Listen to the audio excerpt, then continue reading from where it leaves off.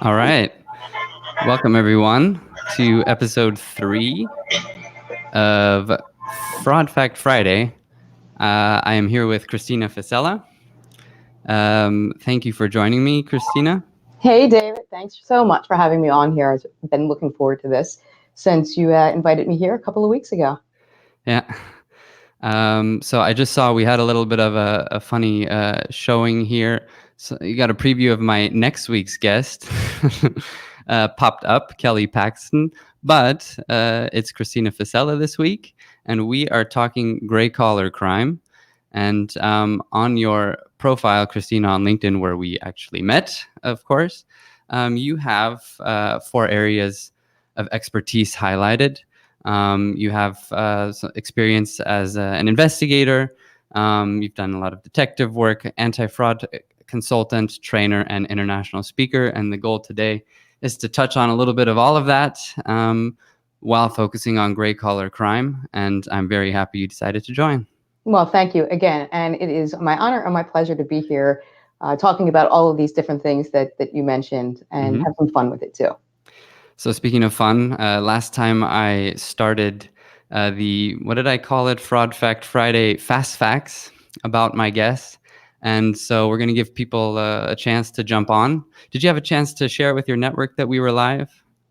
I did, and Okay. I'm going to double check while we're on here. I know it was playing our audio and I didn't, here we go. So hearing myself too many times is Yeah, there's never a always good thing. there's always a 10-second delay. And Okay, I was successful in posting it, so hopefully perfect. my network will catch on and join us live today. All right. So yeah, anyways, we're going to give people a chance to jump on and do the Fraud Fact Friday Fast Facts. What it is 5 either or questions that I'll ask you. It just serves as an icebreaker to get started. And we'll do it in 30 seconds. I need to get like an official clock thing, but I think we can do it in 30 seconds. Whoever's viewing could maybe time it. Anyways, so I'm going to start with the questions. If you're ready. I am. Okay. Coffee or tea? Definitely coffee. Spring or fall? Fall. A good book or a good Netflix series? Good Netflix series. If you could time travel, future or past? Past. Hip hop or rock? Rock, definitely. Okay. So that last question might be talked about later, as we saw in your post about what does 2 turntables and a microphone have to do with fraud. We're going to be getting to that. And you chose rock, so I'll be interested to hear a little bit more about that. And we're in your main season here, I see, fall. I love the spring. I was born in the spring, but there's just something about sweater weather. After having a long, hot and humid summer here in New Jersey, it's a welcome, refreshing, invigorating type of weather that I'm getting more used to now. Cool. Okay. And so now that everyone's had a chance to jump on, if you are interested, I'd actually like to hear from you where you're viewing from. And I'd also like to encourage you to comment if you have any questions for Christina as we go along, and I will try to work them in. So yeah, tell us where you're viewing from, and if you have any questions. And also if the sound quality is good, or if it's some annoying. Last week we had some annoying sounds in the background. So any feedback is welcome. So jumping into our interview officially, I want to give you the chance to introduce yourself and tell everyone a little bit how you got involved to where you're at right now in the fraud fighting space, kind of your road to where you're at now. I have to say, it has been a very diverse and interesting journey. When I was in undergraduate school, I majored in criminal justice, and I was having a real difficult time deciding if I wanted to get into law enforcement or if I wanted to go into prosecution and become a lawyer. So, of like every other 22-year-old who gets out of college, they have no clue. And excuse me, I wound up getting my first job as an insurance adjuster with an insurance company. Mm-hmm. And I really liked dealing with the contract end of it, but I really was not wired to sit at a desk all day long. So we did have a special investigative unit there. And that's when I first got interested in, going in that path. So eventually at that time, they were primarily jobs that were for ex-law enforcement officers and had that kind of background. Mm-hmm. But I was able to convince Allstate Insurance to hire me as their SIU investigator several years after I had experience as an adjuster, and that's where I began my career in the SIU space, if you will. Mm-hmm. And as a result of that, I wound up getting into criminal investigations with the New Jersey Attorney General's office, and then spent some time doing that there, and made my way back over to private industry. And at that time, throughout all of my professional career, I have always been a trainer, always giving training to claim staff, underwriting partners, agents, and presenting on different topics at industry seminars. So I have always carried a little bit of both passion for fraud investigations and also public speaking. Okay. Very cool. And our main topic today is gray collar crime. So maybe you can talk about how you got involved in that and a little bit of the roots or the meaning behind this term. Well, several years ago, and I think I would say probably back around 2008, 2009, and at that time I was a criminal detective. I started Mm-hmm. noticing a trend with people in their 60s, 70s committing various different kind of insurance fraud crimes. And I also noticed that as an SIU investigator. And it dawned on me, what is going on? Why are all of these older folks committing insurance fraud? And it led me down a rabbit hole of inquiry to find out from my colleagues who were investigators and attorneys dealing with insurance investigations if they were also experiencing the same type of thing, and they were. I began to do online research, and there really wasn't much out there on the topic. There was one attorney who's known in the insurance fraud community who did insurance fraud defense work, was the only one who really published any information on this and did his own research, which was very fascinating and really helped me in expanding on my own research and development on this topic. So I Mm-hmm. kind of call it gray collar crime because the term originated with the FBI, I believe. And if you look on Wikipedia, it really Mm-hmm. refers to individuals in professions that are normally for law enforcement officers or security officers or emergency response. And it also is an indication and used to term people who are in retirement age that are still working. So when we piece this all together, that's kind of where I came up and took on the niche of gray collar crime. Okay. Just really quick, hello to Todd in Texas, Joost in the Netherlands, and Danny in Dublin. Thanks for commenting. And again, if anyone has any questions, just send them out. I can see the comments this time. That's an improvement over last time. So yeah, send them out if you have any questions. So gray collar crime, can you give some examples or maybe share some experiences you've had in the space? Absolutely. There are a multitude of cases. I mean, my specialty and my background is insurance fraud investigations and related especially to property. And Okay. that's where I was seeing a lot of it. And I've had cases where people who were in their 60s or 70s just really didn't save enough money for retirement. Or if they had retired and were living off of a fixed income, they just weren't ready to give up the kind of lifestyle that they were living prior to this, smaller fixed income. And they were using acquired valuable property to put in insurance fraud claims because it's a quick and easy payout.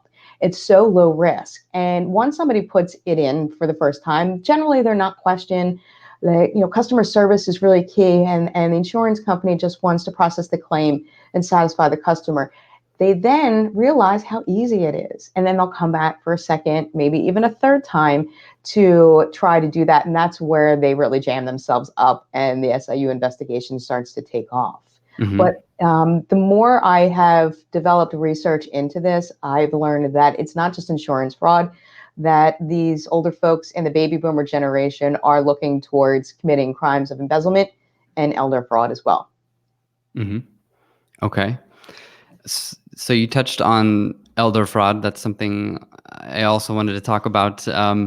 You I've done I did some previous posts on elder fraud because I think it's a sad situation, kind of, because you're kind of taking care of the vulnerable. It's a flip side of the coin. We have the older generation that is committing the crime, but then we also have the older generation that are victims, and elder fraud is listed on the FBI page as a common fraud scheme. And you're also helping out in that area in doing trainings, correct? Yes, I have. I don't want the audience out there and everybody who knows how I train on this topic to think I'm out to pick on old people, calling them all criminals, which is Yeah, really not the case. It's right. really just to bring awareness to this fact because of this, internal conscious or unconscious bias what we have about aging. But on the other hand, I call it two shades of gray.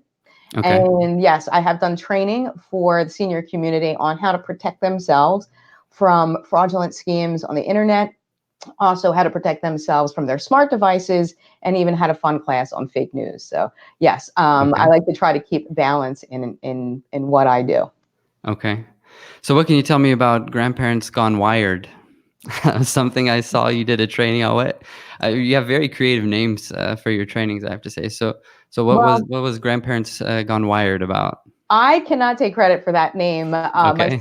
My sister, who is a middle school teacher, this is a program that's funded by the township community, senior community, and Mhm. it's hosted with her school, which is in a middle school. And she's the Okay. technology and business teacher there. So she actually came up with that name. And it's Okay. really about inviting seniors in the community to come in and to learn about different technological topics that they may not be aware of. And because of my fraud investigative background and prior law enforcement background, I have been invited to come and speak on a number of different topics related to that for seniors. Hmm. Okay. So, um, do you have some tips, maybe coming back to the other side really quick on gray collar crime? It's not maybe easy investigating older people. Kind of start to feel sorry, or what tips do you have for that situation?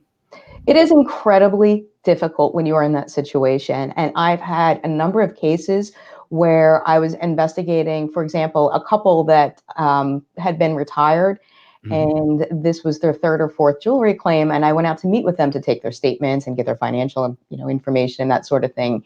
And when I arrived into their apartment, the husband was in a wheelchair. He suffered from Mm. Parkinson's disease, and his wife was very petite, very very kind, very sweet. Both of them were very sweet, but their claim couldn't have been more obviously fraudulent. They Mm. had absolutely no money saved in retirement, and this is a gentleman who was a retired CPA of all things, and his adult children had to help pay for the mortgage and their new condo. So it is challenging when you're faced with these kind of situations. But what I usually open up with in my class is I tell people we have this experiment about our perceptions of what old is versus what reality is.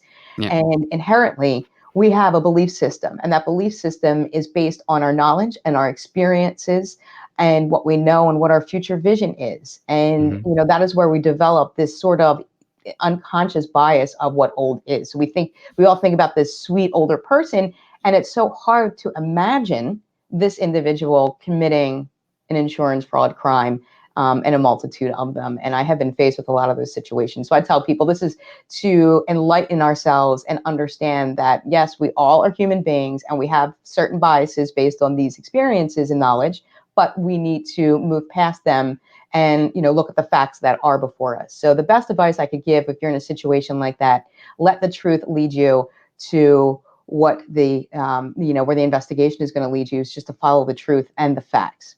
Yeah. Okay. Um, so you do a diverse range of trainings in the fraud area. What would be some other examples of some trainings that you give? Well, I primarily have spent a lot of time when I was in the SIU insurance industry, giving a lot of training to claims adjusters and also, internal and external partners. And, I discuss about investigative techniques, what to look out for, what to watch Yeah. for, and how to document the way that in a way that, it's something that you should anticipate going to court and you can stand by something like that and always be factual. But I'm also working and developing for 2020. I'm Mhm. launching a new class that's a spin-off of the gray collar crime classes that I typically give. And in addition to that, we're going to be looking at millennials and baby boomers. and Okay. how both generations are so very similar, but yet so incredibly different, Yeah. and how and why they commit fraud crimes differently. And Okay. it's going to be a lot of fun, but very interesting. Yeah, very cool. So you're doing a lot of work in the demographic research area and how it impacts different fraud cases. Absolutely. Cool. I think a lot of times people are reluctant to go down there as far as training or being open or having, dialogue about it because they're afraid of stereotyping or creating a bias. And that's not the case at all. As a matter of Hmm. fact, I always tell people, this I don't want anybody to be skewed. This is a very small percentage of people out there committing, fraud crimes or insurance fraud, but it's really to be enlightened and to be aware and not have an opposite bias of allowing a certain demographic to get away with committing insurance fraud or any kind of fraud Yeah. crimes just because we have this belief that they might be more honest and credible than others. Yeah. Okay.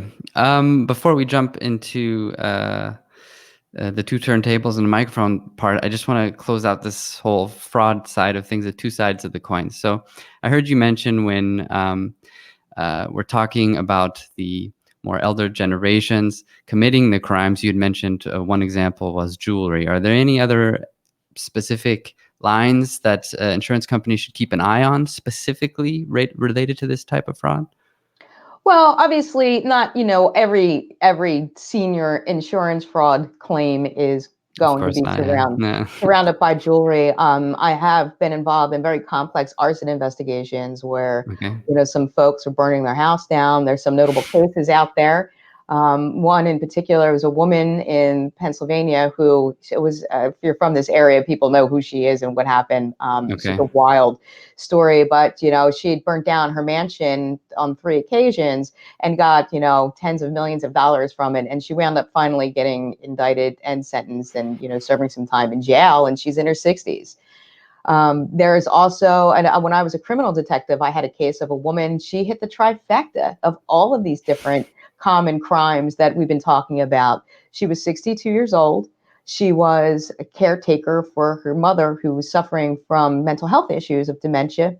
And she was also a governmental employee who was using her position in a nursing home, of all places, Mm. to commit, and further her crimes. She was taking advantage of elderly patients that were coming into the nursing home as the Mm. admissions director, and understanding and knowing if they had no family members and they were having, mental health problems, she would get them to become her friend, and then in Mm. some instances sign over their wills and estates and property to her when they would die several weeks later. She was Okay. also involved in a massive insurance fraud scheme.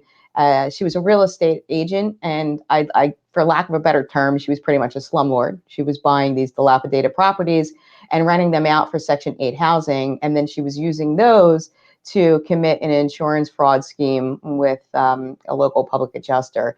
And she Okay. wound up stealing and embezzling her mother's retirement savings of almost $1 million. Oh, So there's a whole host of things to look out for there. yeah. And on the other side, so we all have some, probably the majority of people watching or watching afterwards have baby boomers or even older generations in their lives. Um, what are some common scams that, or some things you've come across to keep an eye out for so that we can help protect the older generations from these fraudulent activities? Sure. One of the major scams that's been going on for a number of years is these phone calls that are claiming to be agents of the IRS and using these scare tactics for some older folks. And Mm. yes, the baby boomer generation is a much more savvy, younger, youthful, more vibrant generation than any before their time, but people do age individually. And Mm. you have even those from the silent generation before the baby boomers. People are living longer now. And yes, unfortunately, there are some issues with being vulnerable and being taken advantage of.